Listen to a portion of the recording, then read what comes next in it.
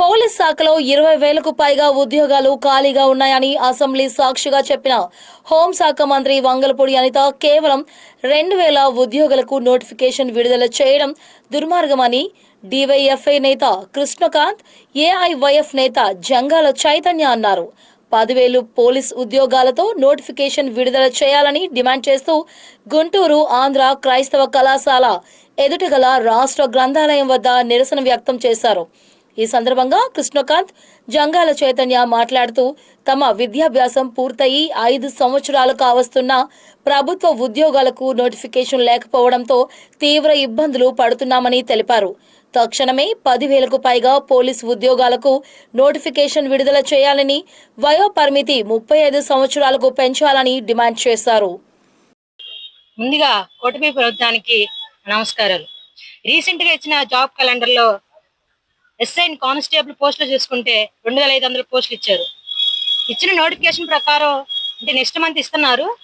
ఆగస్టులో ఇచ్చే నోటిఫికేషన్ ప్రకారం 10,000 పోస్టులు ఇవ్వాలని చెప్పి ప్రతి ఒక్క జిల్లాలో ధర్నాలు స్టార్ట్ చేశారు. ఒక్కొక్క లైబ్రరీ చుట్టూ, స్టడీ హాల్ చుట్టూ ఎన్నో సరిపోయిన దాకా చదువుకొని వయో పరిమితి పెంచాలని చెప్పి ఏజ్ అనేది పడిపోతున్నా సరే కష్టపడి చదువుకుంటున్న వాళ్ళు ఎంతో మంది ఉన్నారు. నిరుపేద కుటుంబాల నుంచి వచ్చిన ప్రతి ఒక్కరు ఇక్కడ చదువుతూ ఉన్నారు. అలాంటి వాళ్ళని లెక్క చేయకుండా పోస్టులని తక్కువ ఇచ్చి ధర్నాల చుట్టూ చేయమని, వాళ్ళకి కావాల్సినప్పుడు ఎలక్షన్స్ అప్పుడే ఓట్లు కావాలని చెప్పి ఇంటింటికి వచ్చి అడుగుతారు. ఇప్పుడు మేము పోస్టులు కావాలని చెప్పి మీరు రోడ్డు మీద ధర్నాలు చేసినా, ఒక్కొక్కరు పడిపోయినా సరే, కష్టపడుతున్నా సరే ఏం పట్టించుకోకుండా ప్రభుత్వం అనేది ఇప్పుడు ఉంది. నారా లోకేష్ అన్నయ్య గారికి చెప్తున్న ఒకే మాట అండి, ఈ వీడియో ప్రకారంగా నేనేమైనా తప్పు మాట్లాడితే క్షమించండి. నేను చెప్పాల్సింది ఒకటే, ఎంతో మంది నిరుద్యోగులున్న ఈ ఏపీ స్టేట్ లో వాళ్ళందరికీ న్యాయం చేయాలనుకుంటే మీరు వయో పరిమితి మరియు పోస్టులు పెంచాలని ఈ వీడియో ప్రకారంగా విజ్ఞప్తి చేస్తున్నాను.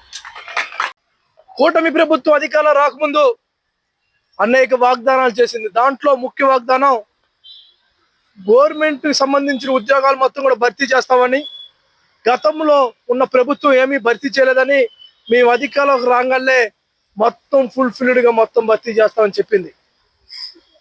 ఒక్క ఉద్యోగం వచ్చింది, అది నారా లోకేష్ గారికి మంత్రి పదవి వచ్చిందే కానీ ఈ రాష్ట్రంలో మీకు ఓట్లేసి గెలిపించిన ఒక్కరికి కూడా ఉద్యోగం రాని పరిస్థితి. కేవలం హోంమంత్రి గారు అయితే అసెంబ్లీ సాక్షిగా చెప్పారు, దాదాపు 20,000 పోస్టులు పైచిలుకు పోలీసు ఉద్యోగాలు ఖాళీగా ఉన్నాయని.